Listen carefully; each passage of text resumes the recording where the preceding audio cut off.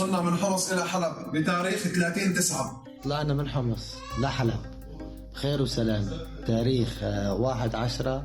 These are proof of arrival videos made by Syrians who have just returned to Syria after years living as refugees in neighboring Lebanon. With Israel's bombardment and invasion of Lebanon, they decided the time had finally come for them to go back.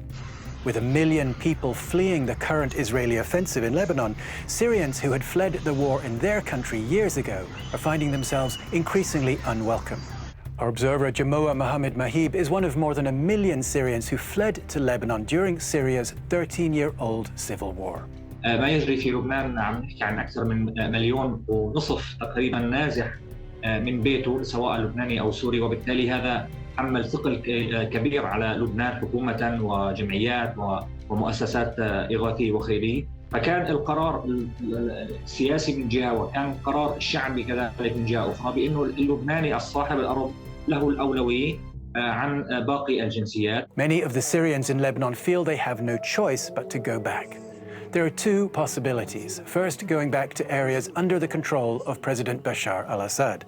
The second option, and this is for activists who could face arrest by the regime or for men wanting to avoid military service, the second option is heading for zones controlled by the rebels.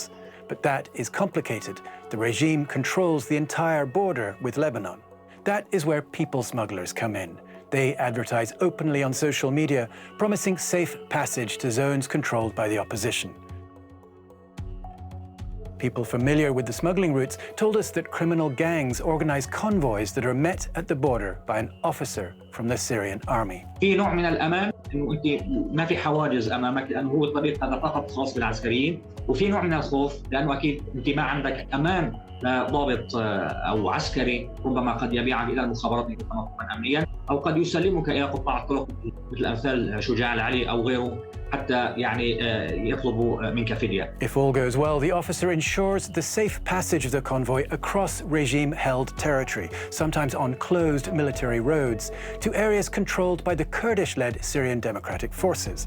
From there, the returnees can make their way north to Turkey or west to rebel-controlled parts of Idlib and Aleppo provinces.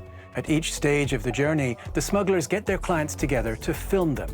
They then send the videos to their boss as proof that the group has arrived safely. The cost of the trip is between $500 and $800 a person. هاي بيكلف $600 طريقة كويس ممتاز، ولا حد يقول لك وين رايح، ولا تطالع هويتك من بيروت لا تصل وين بدك بالشمال. The smugglers try to reassure people the route is safe, but it's not always the case.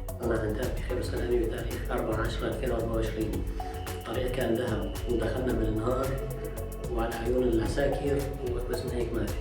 وبالتالي انت في حاله كسوري هون اذا كنت تريد ان تذهب الى مناطق النضال في حاله خوف رعب وفي حاله خلينا نقول حاله عوده الى المجهول، ولكن امام قصف اذا كنت من الجنوب اللبناني او كنت من الضاحيه ساكن تتعرض لهذا القصف ما عاد لك بيت ما عاد لك شغل، فأكيد بتفضل السيء على الأسوأ. More than 300,000 Syrians have returned to regime-occupied zones since the Israeli offensive. The number returning to the opposition-held northwest is much lower, just 1,700 as of October 4th, according to the White Helmets Civil Defense Organization.